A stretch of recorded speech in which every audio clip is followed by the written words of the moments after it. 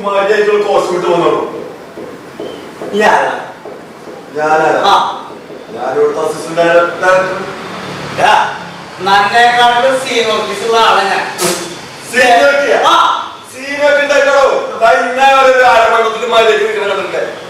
അതെ, നീ ഇന്ന പഠിപ്പിക്കാനൊക്കെ ഇന്ന പഠിപ്പിക്കാനൊക്കെ ഇവിടെ വേറെ വീട്ടന്മാരുണ്ട്. ഇത്ര സീനിയോറിറ്റി ഉള്ള ഒരാളോ ഈഗോ ഈഗോ സീനിയോറിറ്റി പറയല്ല. കഴിഞ്ഞ പാവം അജിത കാട്ടിൽ പോയ അജിതയാ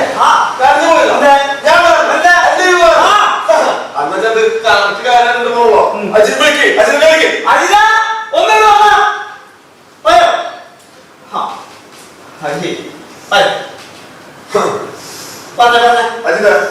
പറയും.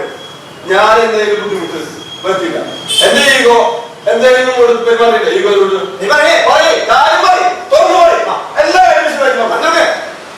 എനിക്ക് വിഷമത്തില് ശ്രീരാമേട്ട, അതിന്റെ പേരിൽ നിങ്ങൾ രണ്ടുപേരും കൂടി തല്ലുകൊടുക്കാം. താടിമുടി മീശ വെച്ച് ഇങ്ങനെ ചൂപ്പിക്കാറുണ്ട്. നീ എന്നെ പഠിക്കാൻ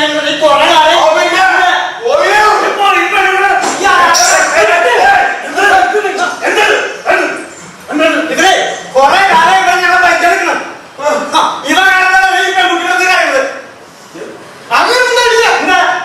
അതെ, നിർത്ത്. കനകം മൂലം കാമിനി മൂലം കലഹം പലവിധം ഉലകിൽ സുലഭം എന്നൊക്കെ കേട്ടിട്ടുണ്ട് കവിവാക്യം. നിങ്ങളുടെ കലഹത്തിന്റെ കാരണം എനിക്കറിയാം. പക്ഷെ ഒരു കാര്യം എനിക്കറിയാം, നിങ്ങൾ എന്തിനാണ് ഇവിടെ വന്നിരിക്കുന്നത്? നിങ്ങൾ എന്തിനാണ് ഇവിടെ വന്നിരിക്കുന്നത്? ആണല്ലോ. ശരി, നാടകം എന്താണെന്ന് നിങ്ങൾക്ക് അറിയോ? ശരി, നാടകത്തിനെ പറ്റിയിട്ട് ഒരു ഗ്രന്ഥം അതറിയോ? അതാരാ രചിച്ചിക്കണെന്ന് അറിയോ? ഇല്ലേ?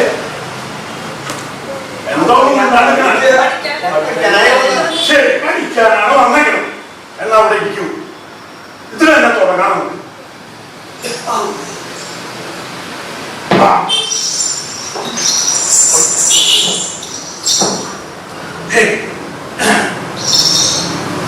എല്ലാവരും കേട്ടോ,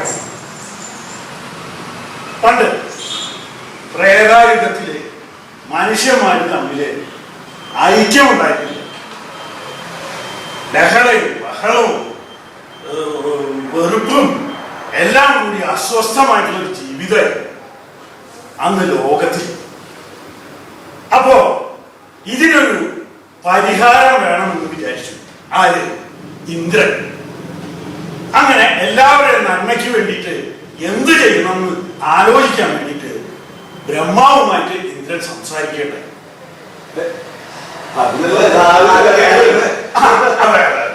4 വേദങ്ങളുണ്ട്. അത് ശരിയാണ്.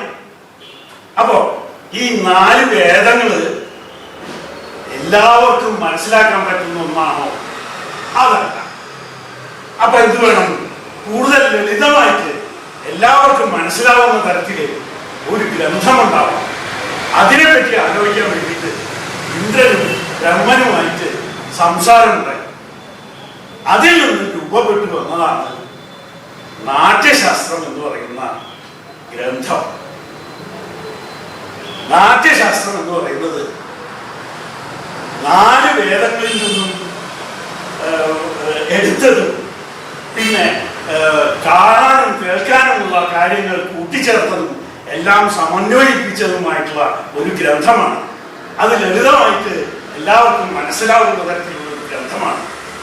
അത് ബ്രഹ്മാവ് സൃഷ്ടിച്ചെങ്കിലും അത് രചിച്ചത് ഭരതമുനിയാണ്. അങ്ങനെ ഭരതമുനി എഴുതിയ നാട്യശാസ്ത്രമാണ് നാടകത്തിൻ്റെയൊക്കെ ആധികാരിക ഗ്രന്ഥം. ഇനി നിങ്ങൾ പറഞ്ഞല്ലോ വേദങ്ങളുണ്ട്. വേദങ്ങളിൽ നിന്നും ഇതിലേക്ക് എല്ലാം എടുത്തിട്ടുണ്ട്. ഉദാഹരണത്തിന് ഋഗ്വേദത്തിൽ നിന്നും പാഠം ഉൾക്കൊണ്ട് എന്ന് പറഞ്ഞാൽ ടെക്സ്റ്റ്, അതായത് സ്ക്രിപ്റ്റ്, മനസ്സിലായല്ലോ. പിന്നെ സാമവേദത്തിൽ നിന്നും സംഗീതം. നിങ്ങള് സ്വരശുദ്ധിക്കൊക്കെ ആയിട്ട് പ്രാക്ടീസ് ചെയ്യാറില്ലേ? ഒന്ന് കേൾക്കട്ടെ ഇതിന്റെ ഇടയില്.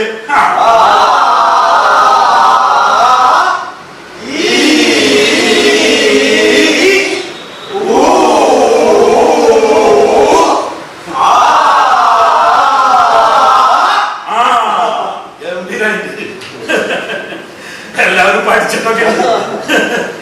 ആ ഇനി ഋജുർവേദത്തിൽ നിന്നും അഭിനയവും അഥർവവേദത്തിൽ നിന്നും രസവും ഉൾക്കൊണ്ടാണ് ഈ നാട്യശാസ്ത്രം ഉണ്ടാക്കിയിട്ടിരിക്കുന്നത്. ഇനി വേറൊരു കാര്യം, സമർത്ഥരായിട്ടുള്ള നടന്മാർ അവര് സംഗീതത്തിന്റെയും നൃത്തത്തിന്റെയും അകമ്പടിയോടെ നാടകം അവതരിപ്പിക്കുമ്പോൾ എന്തുണ്ടാവുന്നു? പ്രേക്ഷക മനസ്സ് എന്ന് പറയുന്നത് വേറൊരു ഘട്ടത്തിലേക്ക് കിടക്കുന്നു. അവര് സ്ഥലത്തിനെയും കാലത്തിനെയും ഒക്കെ മറന്നുകൊണ്ട് അലൗകികമായിട്ടുള്ള ആനന്ദത്തിലേക്ക് എത്തുകയാണ് ഉണ്ടാവുന്നത്. അപ്പോ നാടകം എന്ന് പറയുന്നത് വെറുതെ ആനന്ദം ഉണ്ടാക്കാനുള്ള ഒരു കാര്യമാണോ എന്ന് ചോദിച്ചാൽ അതല്ല. പിന്നെന്തുണ്ട്? അറിവും പല കാര്യങ്ങളെ കുറിച്ചുള്ള നമുക്ക് അനുഭവവും ഉണ്ടാക്കി തരുന്ന ഒന്നാണ് നാടകം. പിന്നെ ഈ നാടകം എന്ന് പറയുന്നത് ജനങ്ങളിലേക്ക് എത്തിക്കേണ്ടത് ആരാണ്? അഭിനേതാക്കൾ. അപ്പോ ഒരു കാര്യം പറയാൻ പറ്റും, അങ്ങനെ അഭിനേതാക്കൾ എത്തിക്കുന്ന ഈ നാടകത്തിന്റെ ആധികാരികമായിട്ടുള്ള ഗ്രന്ഥം ഏതാണെന്നാണ് ഞാൻ പറഞ്ഞത്? നാട്യശാസ്ത്രം അല്ലെ? ഈ നാട്യശാസ്ത്രത്തിന് അതിനെ പറ്റിയിട്ട് ഒരു വാചകം കൂടി ഞാൻ പറയാം. 36 അധ്യായങ്ങളിൽ 6000-ഓളം പോയംസ് അതിൻ്റെ ഉള്ളിലുണ്ട്. അത് കൂടി ചേർന്നതാണ് ഈ നാട്യശാസ്ത്രം എന്ന് പറയുന്നത്. അത് ഭരതമുനി തൻ്റെ മക്കളെ പഠിപ്പിക്കുകയും പിന്നെ അവർ വഴി വേറെ വേറെ ഗ്രന്ഥങ്ങളിലേക്ക് അതിന് അത് വളർന്നു വരികയും ചെയ്തതാണ് ഈ എന്താ പറയുക നാട്യശാസ്ത്രം എന്ന് പറയുന്ന ഗ്രന്ഥം.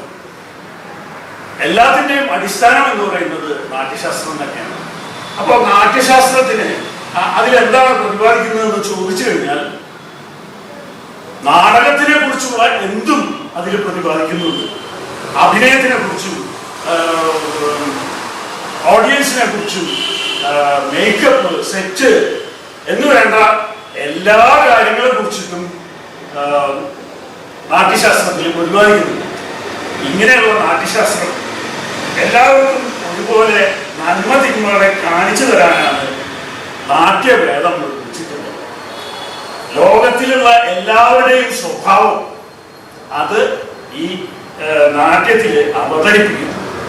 വിജ്ഞാനവും വിനോദവും ആശ്വാസവും തരുന്നതാണ് നാട്യം. അങ്ങനെയുള്ള ഈ നാട്യശാസ്ത്രം ആരാണ് ജനങ്ങളിലേക്ക് എത്തിക്കുന്നത്? നടന്മാര് അല്ലെ?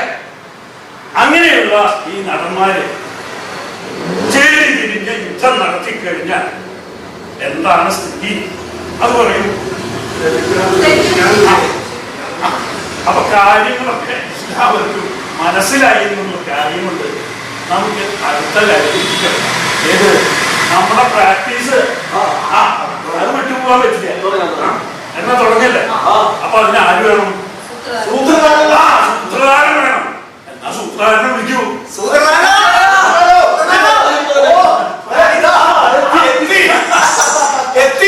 ഇവിടെ വന്ദനം വന്ദനം വന്ദനം വന്ദനം വന്ദനം വന്ദനം അരങ്ങിനതിദനം വന്ദനം വന്ദനം വന്ദനം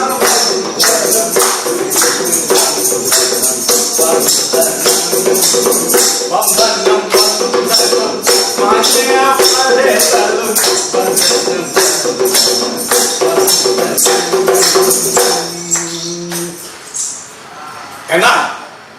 എന്നാലൊരു കഥ ഉര ചെയ്തിടാം, എന്നാലൊരു കഥ ഉര ചെയ്തിടാം, എന്നാലൊരു കഥ ഉര ചെയ്തിടാം.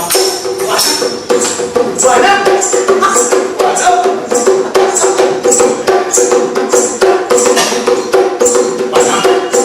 ഈ കാനനത്തിൽ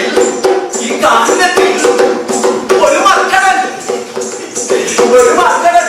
ഇലകൾ പതിച്ച് കാലുകൾ പതിച്ച്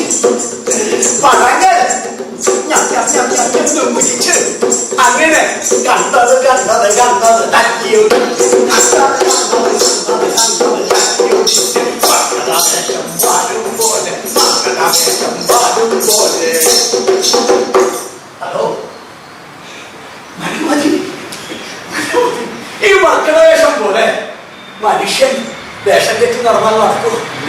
ഇല്ല. മൃഗതുല്യമായ മനുഷ്യ ജീവിതം നന്നാണോ? അല്ലല്ലോ.